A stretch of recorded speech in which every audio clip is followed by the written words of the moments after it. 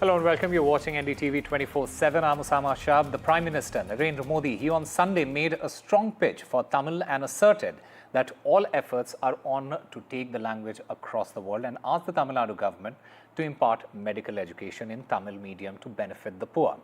Inaugurating the new Pamban bridge in Rameshwaram, he said that efforts were on to take the Tamil language and the heritage to all corners of the world.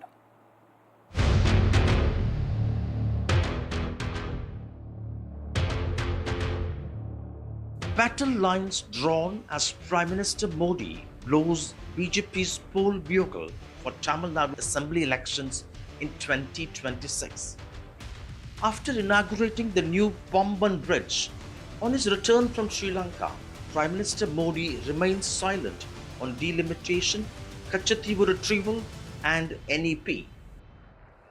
Instead, he listed the infrastructure push by his government across India and claimed the allocation for Tamil Nadu was 3 times compared to UPA regime and 7 times in railway projects in 10 years. Without naming anyone, Prime Minister Modi hit out at Chief Minister Stalin's charge on the centre's discrimination on funds. जब INDI alliance की सरकार थी, DM के उस सरकार में विराजमान थी, तब जितना पैसा मिला उससे 3 गुना मोदी सरकार ने दिया है। कुछ लोगों को बिना कारण रोते रहने की आदत है, वो रोते रहते हैं। 10,000 crores is the revenue which the Tamil Nadu state were enjoying when the commercial taxes power was with the state.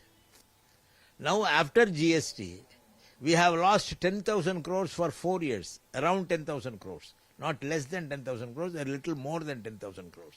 After 5 years, this compensation is stopped as per Act. Now, how can he say that he had given more? Conspicuous by his absence was Chief Minister M.K. Stalin, who inaugurated a government medical college high up on the Nilgiris. BJP was quick to call out his absence. Spearheading the fair delimitation movement by southern states, M.K. Stalin urged the Prime Minister for a firm commitment that the present proportion of MPs in the parliament will be protected. தொகுதி மறுசீரமைப்பு என்ற பேர்ல மிகப்பெரிய சதி நடக்க இருக்கிறத முதல்ல உணர்ந்து அரசுக்கு எதிராக குரல் கொடுத்த மாநிலம் தான் நம்முடைய தமிழ்நாடு. தமிழ்நாட்டுக்கு வரக்கூடிய மாண்புமிகு பிரதமர் மோடி அவர்களை நான் கேட்க விரும்புவது, தமிழ்நாட்டு மக்களுக்கு ஏற்பட்டுள்ள நியாயமான அச்சத்தை நீங்க போக்கணும். தென் மாநிலங்கள் உள்ளிட்ட மக்கள் தொகையை கட்டுப்படுத்தின மாநிலங்களோட தொகுதி விழுக்காடு குறையாது என்கிற உறுதிமொழியை தமிழ்நாட்டு மண்ணில் நின்று நீங்க வழங்கணும். அதுக்கான அரசியலமைப்பு சட்ட திருத்தத்தை நாடாளுமன்றத்திலையும் நிறைவேற்றணும். Really condemn the attitude of our Honorable Chief Minister Stalin. When good things are happening in Tamil Nadu, he should have a great heart, good heart, to celebrate it, to thank it. He wants everything to be politicized. Modi also took on the ruling DMK on Tamil pride, pushing for medical education in Tamil. कुछ नेताओं की चिट्ठियां जब मेरे पास आती है, कभी भी कोई नेता तमिल भाषी में सिग्नेचर नहीं करता है। अरे तमिल का गौरव हो, मैं सबसे कहूंगा कम से कम तमिल भाषा में अपनी सिग्नेचर तो करो। मैं भी तमिलनाडु सरकार से आग्रह करूंगा कि वे तमिल भाषा में डॉक्टरी के कोर्सेज चालू करें ताकि गरीब मां के बेटे बेटी भी डॉक्टर बन सके. With the AIADMK inching towards the BJP for revival of alliance, Stalin in turn challenged the former BJP ally AIADMK on the NEET issue. He pointedly asked, will EPS publicly announce that it will enter into an alliance with BJP in the state only if the party assures exemption from NEET? And though AIADMK attended Stalin's delimitation meet, the party chose to downplay the resolution passed, saying the DMK was focused on passing resolutions, not on finding solutions. What solution has DMK given? They have not given any solutions. All they're only talking about this issue by calling all the other parties in India alliance and passing a resolution. But does it has any merit? It doesn't have any merit. It will not stand in any judiciary or anywhere. After drawing a blank in Tamil Nadu in 2019 and 2024 Lok Sabha elections, the BJP is attempting to break new grounds in Tamil Nadu, reviving ties with the AIADMK before assembly elections next year. But with the ruling DMK raising emotional issues, from language to delimitation to NEET exemption, it could be a political tightrope walk for the Saffron Party to rely just on its infra push. In Chennai, Sam Daniel, Find TV. தொகுதி மறுசீரமைப்பு பற்றி நாம் அடுத்தமாக சட்டமன்றத்தில் தீர்மானம் போட்டிருக்கிறோம். அனைத்து கட்சி தமிழ்நாட்டில் இருக்கக்கூடிய அனைத்து கட்சி தலைவர்கள் எல்லாம் அழைத்து விவாதித்திருக்கிறோம். இன்னொரு கூட்டத்தையும் கூட்டி கடந்த 22ஆம் தேதி அன்று அந்த கூட்டத்தை கூட்டி அதிலே தீர்மானம் போட்டு பிரதமரை சந்திக்க நேரம் கேட்டிருக்கிறோம். இன்னும் இதுவரை ஒப்புதல் வரவில்லை. Union Home Minister Amit Shah, he has landed in Jammu, kicking off a 3-day tour of Jammu and Kashmir. Amit Shah has met with the BJP leaders at the party's office in Jammu. Meanwhile, on Monday, he will head to the international border in Kathua, an area recently highlighted due to repeated infiltration attempts by Pakistani terrorists. On Tuesday, Amit Shah will lead a high-level security review session in Srinagar, joined by senior officials from the security forces and the Jammu and Kashmir administration. Well, he had a detailed long meeting with the BJP legislators at BJP headquarters in Jammu. What transpired in that meeting is not known. But clearly the situation in Jammu and Kashmir, political and security situation, it appears may have been discussed. Because Home Minister Amit Shah's this visit is very crucial in many ways. Security-wise, it is very crucial because Jammu is facing the brunt of militancy. There are increased incidents of infiltration and encounters. Recently, 4 policemen were killed. Tomorrow morning, Home Minister will be visiting power post on the international border in Kutwa. He will be meeting BSF officials as well. Top Home Ministry officials and the intelligence officials have already reached Jammu. He will be also meeting the relatives of the fallen policemen in Jammu as well, and then he will be coming to Srinagar tomorrow evening, and here he will be holding a security review meeting as well.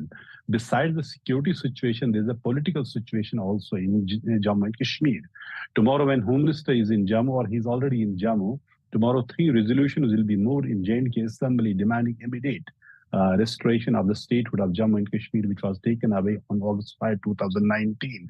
That has become a big issue, and ruling national conference is increasingly frustrated that there is no timeline about the restoration of statehood, and because Centre is saying they will restore it as on a right time, and they will tell it that, but they have not given any timeline. Then there is also a rift between the Raj Bhavan and the Jammu and Kashmir elected government over the recent transfers, and J&K government is waiting for the approval of the business rules which have been submitted to the Lieutenant Governor from more than 2 weeks back. They have not returned yet. So we'll have to see when Home Minister will be able to address security issues and also the pressing political and administrative issues in Jammu and Kashmir during his 3-day visit to the Union Territory. The Waqf uproar continued as now Jamaat-e-Ulama president has moved the Supreme Court on the Waqf bill. Petitions are piling up in the Supreme Court. In total, 6 petitions have been filed against the bill, which was approved by the Parliament and received President's assent. Now, earlier, Aam Aadmi Party, Congress, as well as the AIMIM, they had approached the Supreme Court regarding the bill. Now, the DMK is the latest to join that list. Meanwhile, Shiv Sena Uddhav Balasaheb Thackeray chief Uddhav Thackeray, he has reiterated his stand on the Waqf bill, saying that the party will not challenge the Waqf bill in the court. जिसको समझ में नहीं आया वो नाराज है, जिसको अच्छा से समझ आ जाएगा कि हमने वक़्फ़ अमेंडमेंट बिल में क्या प्रावधान किया है, राजनीति को छोड़ के अच्छा से सोचेंगे तो गरीबों के लिए, मुसलमानों में महिलाओं के लिए, जो बैकवर्ड कम्युनिटीज़ है, बच्चों के लिए, सबके लिए है। आपको पता चलेगा अगले 2-3 साल के अंदर में इसका फ़ायदा बहुत ज़्यादा होने वाला है। स्टैंड लेना था हमने ले लिया है। अब नहीं, हम कोर्ट में नहीं जाएंगे। कोर्ट में कांग्रेस और कोई जा रहे तो जाने दो। हमने जो कहना था कह दिया, और परसों भी मैंने प्रेस कॉन्फ्रेंस लेके हमारी भूमिका स्पष्ट की है। आगे जैसे जैसे मुझे वक्त मिलेगा मैं और इसके ऊपर बोलते जाऊँगा। A shocking case of medical negligence has surfaced in Madhya Pradesh's Damo district, where a man posing as a London-based cardiologist allegedly conducted 15 heart operations at the reputed Mission Hospital, leading to the reported deaths of at least 2 patients between December 2024 and February this year. The accused, identified as Dr. Narendra Yadav, claimed to be associated with London's cardiologist, Dr. Enzan Kem. After the case came to fore, Narendra Yadav, he has gone absconding. The NHRC has taken serious note of this incident, and a team from the commission will visit Damo on Monday. Damo collector, he has formed a special team to probe the case. Meanwhile, the mission hospitals in charge, he has said that they are fully cooperating with the investigation. Mission hospital में जो आरोप लग रहे हैं उस संबंध में collector महोदय द्वारा जांच कराई जा रही है, और ये इस समय जो भी जांच के लिए हम लोग से डॉक्यूमेंट्स मांगे जा रहे हैं वो हम प्रोवाइड करा रहे हैं, उनका सहयोग कर रहे हैं, और जांच के बाद जो परिणाम आएंगे उसके बाद ही हम कुछ जवाब दे पाएंगे। A shocking case where a man posing as a London-based cardiologist, he operated more than 15 patients there in Mission Hospital in Damo, and he joined the hospital in January 2025, and he's absconding since 12th of Feb. He used to stay there in a hotel, and now, I mean, he's nowhere to be found out. The collector as well as the CMHO, they have formed a team to investigate the matter, and so far we have traced 2 of the patients, 2 of the relatives of the patients, and they have clearly stated that when they insisted on the post-mortem, the hospital refused to do so. Normally, I spoke to few of the senior officials, and what happens that for any resident doctor or for any doctor for that matter, they usually send their degrees to the CMHO, but if he is a visiting doctor, then it's not required, or usually it's not in practice in Madhya Pradesh. So they will first have to find out that whether he was he was deputed there as a visiting doctor or he was a resident doctor, because so far nobody is saying anything on record. The collector as well as the CMHO or the hospital, they have maintained they're not saying anything except the part that the investigations are on. On Monday, a team from the Human Rights Commission will probably visit Damo, and they will also meet the higher officials there, including the district collector, the CMHO in Damo, and they will also try and meet the relatives of the people who have died during the heart surgeries allegedly because of Dr. Narendra Yadav, who was posted there in January. He worked there till 12th of Feb. On the Hyderabad row, the BRS working president KTR has written an open letter to Telangana claiming to stand by the students. KTR vowed to protect the forest. He urged the citizens to join hands to protect the forest. In his letter, KTR hits out at Revanth Reddy government and said that Congress is committing green murder in plundering and is plundering in the name of progress. A case of sexual harassment has been reported from Bengaluru, where a youth has molested a woman. A video clip has gone viral now. The youth suddenly holds a girl, touches her private part and runs away in this video. The victim leaves the spot with another girl who was accompanying her. It's dated 3rd of April and said to be of BTM layout in Bengaluru. This entire incident was captured on CCTV camera. An absolutely shocking incident that has come to light from Bengaluru several years after that CCTV footage that shook the conscience of the entire country. If I recall right, it was on New Year's Eve where a girl was molested, and a CCTV very similar to this had emerged, and now this is a fresh CCTV that has now come to the fore, has been widely circulated on social media, demanding that the police should act swiftly in the matter. This has come to the fore now, and the stamp on the CCTV says that this incident took place in the wee hours around 1:50 in the morning. This was on the 3rd of April based on the CCTV footage, and the person whose house the CCTV is has gone ahead and given a complaint with the police. An FIR has been registered under section 74, 75 and 78 of the BNS. The cops are yet to identify the victims. They have not come forward and filed a complaint yet. The cops are hopeful of getting hold of this individual. You can see him follow these two girls.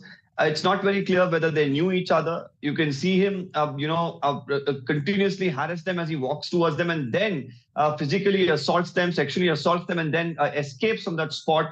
And fortunately, with the two girls, of course, they're probably even screaming for help. It probably deterred him and, ensured that he ran away from there before people spotted him.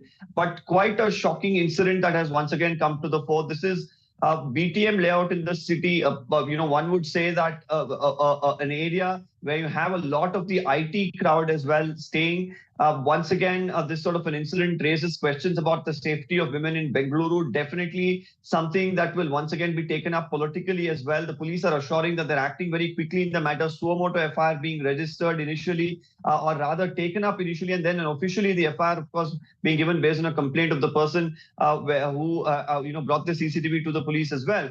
Now, based on this, the cops are going to investigate the matter.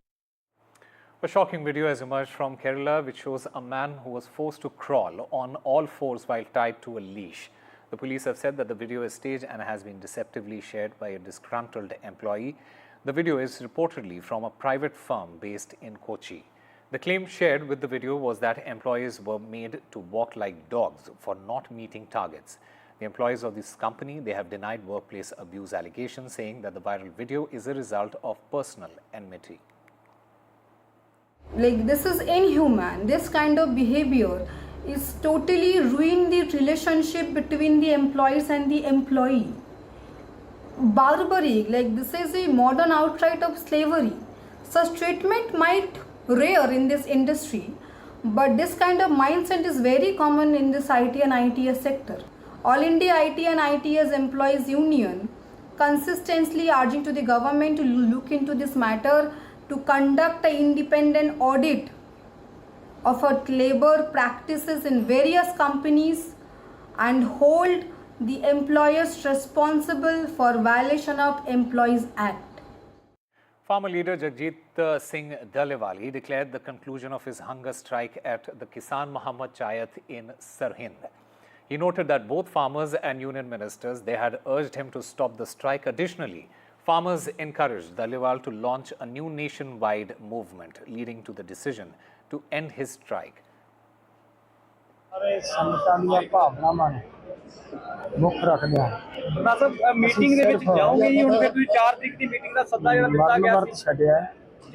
ਲੜਾਈ ਸਾਡੀ as it is ਜਾਰੀ ਹੈ ਇਹ ਅੰਦੋਲਨ ਨਹੀਂ ਰੁਕਿਆ 4 ਤਰੀਕ ਵਾਲੀ ਮੀਟਿੰਗ ਜਾਓਗੇ ਹਾਂ 4 ਤਰੀਕ ਵਾਲੀ ਮੀਟਿੰਗ ਜਿਹੜੀ ਉਹਨਾਂ ਨੇ ਜਿਸ ਤਰੀਕੇ ਦੇ ਨਾਲ ਆਇਆ ਮੈਸੇਜ ਦੀ ਮੀਟਿੰਗ ਹੋਏਗੀ ਅਸੀਂ ਮੀਟਿੰਗ ਤੋਂ ਪਿੱਛੇ ਨਹੀਂ ਹਟਾਂਗੇ ਤਾਂ ਕਿ ਸਰਕਾਰ ਕੱਲ ਨੂੰ ਇਹ ਨਾ ਕਹਿ ਸਕੇ ਕਿਉਂਕਿ ਸਰਕਾਰ ਦੀ ਨੀਅਤ ਹੈ ਕਿ ਵਧੀਆ ਸਾਫ਼ ਹੈ ਲੇਕਿਨ ਉਹ ਕੱਲ ਨੂੰ ਅਗਰ ਅਸੀਂ ਮੀਟਿੰਗ 'ਚ ਨਾ ਲਏ ਤਾਂ ਉਹਨੂੰ ਇੱਕ ਬਹਾਨਾ ਮਿਲੇਗਾ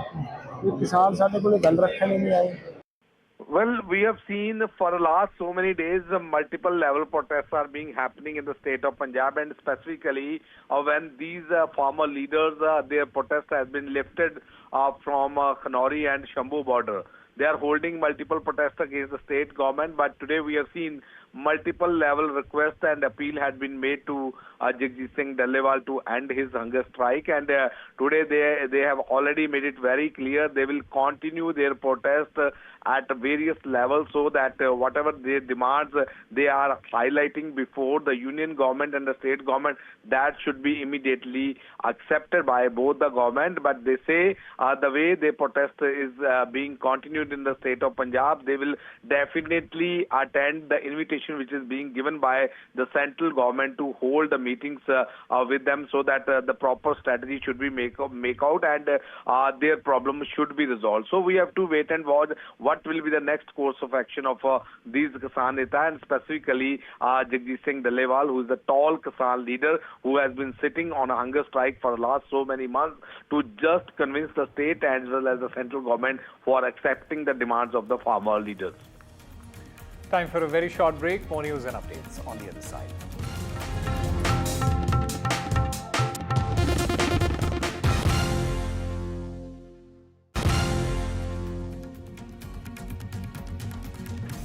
India is experiencing a heat wave with 21 cities recording maximum temperatures at or above 42 degrees Celsius. Delhi's current temperature is 38 degrees Celsius with a heat wave expected to persist for the next 3 days. Israeli Prime Minister Benjamin Netanyahu is traveling to Washington for a second White House meeting with US President Donald Trump since Trump's return to office. The discussions, it will focus on tariffs and Gaza, among other pressing issues. Netanyahu aims to negotiate a better tariff deal following Trump's shock imposition of 17% tariffs on Israeli imports, making him the first foreign leader to visit Washington for such talks.